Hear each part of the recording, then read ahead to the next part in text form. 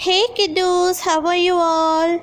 God has fully graciously protected us this whole week and He has given us a brand new day. Did you thank God today? Good. Even though we live in a very sinful world, God has given us this beautiful gift of life, right? We are all alive today, right? So we have to thank God and live a beautiful life, a saintly life. Did you all do your Bible homework which I gave you last week to read Genesis chapter 6? Very good, children. So, what did we see there? We are seeing about Noah, right?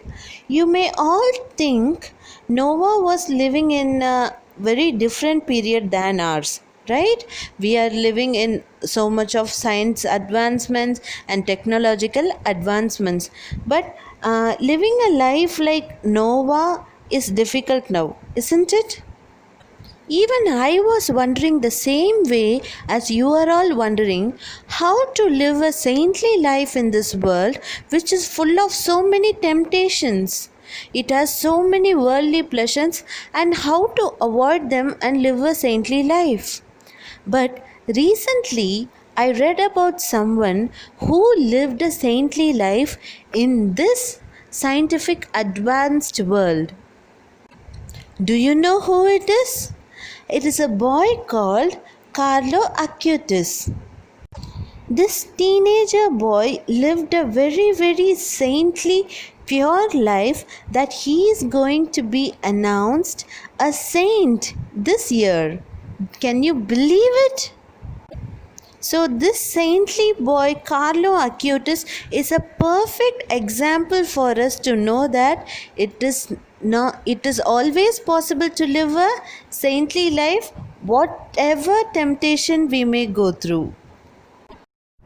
So, in Genesis chapter 6, in the story of Noah, we see that when God created the world and everything in it, He made man in His own image to live and take care of the world. But however, humans started doing evil things and stopped following God's commands. They forgot to pray and they only cared for their own comfort. So God decided to destroy the whole earth, and there was only one man he loved the most. It was none other than our faithful Noah. Noah loved and worshipped God, and he believed in God even though nobody else did. He also taught his family to love and fear God.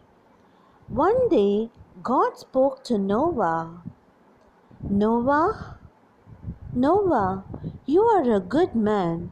You are righteous and live in a good family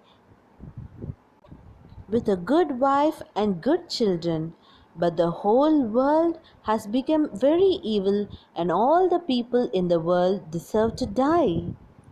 Noah was shocked at what he heard, but he remained calm.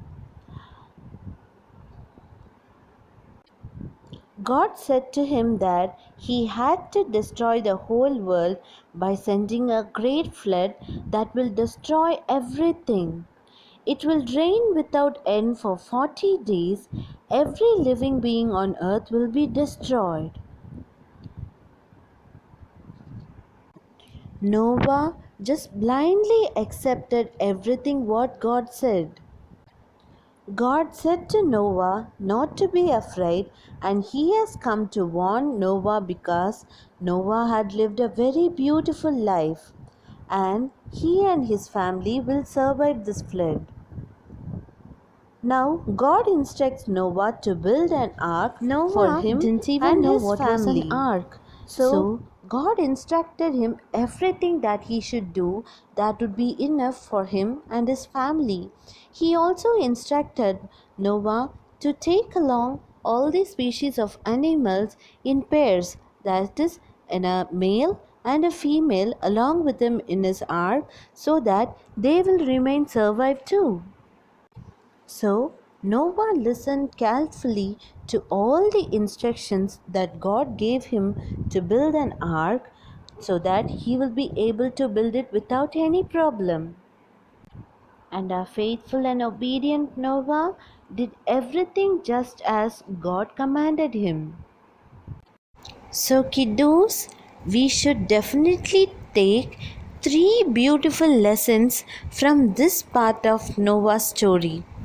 The first one is how beautiful life Noah lived. Noah lived a very blessed life with God, which made God love him so much that even when he regretted for creating mankind and when he wanted to destroy the whole world and all the mankind, he wanted to save Noah and his family. Look what a blessed life Noah lived. Do you all want to live a life like that? So, here comes the beautiful message for you. You may see so many people around you sinning, doing wrong things, disobeying, stealing. But what you should do a very faithful life. You should live a righteous life which will make God love you so much and He will protect you in all parts of your life. Okay, kiddos? Now, coming to the second lesson. Noah completely obeyed God. We read that, right? When God asked Noah to build an ark, he immediately said okay and he started building the ark. He did not ask any questions to God. He blindly obeyed God. So, this comes to your personal life that when your parents, your teachers, your elders tell you some good things for you to do, don't give them back answers. Don't disobey them. Just blindly obey them. It is all for your good to live a very beautiful life. Okay, kiddos? Now, the third lesson is you have to believe and trust God in all parts of your life. You see, in Noah's story, God instructs him one by one in what measurements he should build the ark, what all he should take inside with him. He gives them every bit of instructions which is needed for him. The same way, God gives us all the instructions one by one in the right time. So, we must trust and obey God and take all the instructions to live a beautiful life. So, kiddos, are you all ready to live a faithful, obedient life like Noah? That's great. So, I'll see you next week after you do your homework to read Genesis chapter 7 and 8, and we will discuss it in the next class. Okay? For little kiddos, those who are having difficulty to read, do sit with your parents and read Genesis chapter 6 and 7 and come. Okay? See you next week. Bye.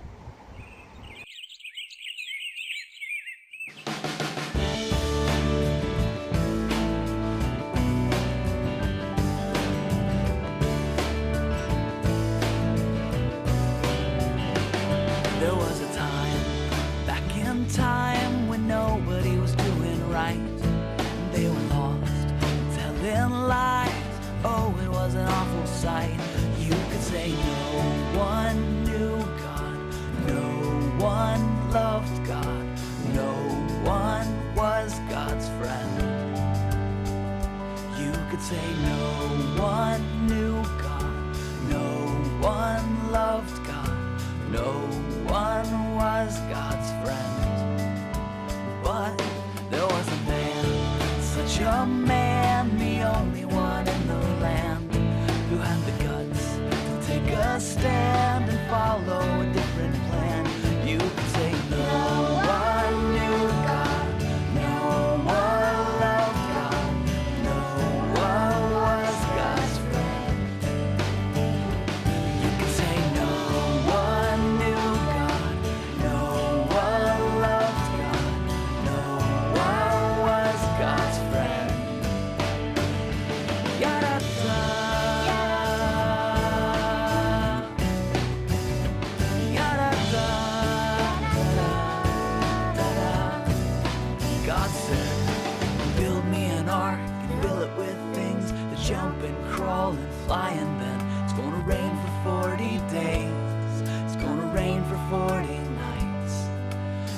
is gonna have a brand new start.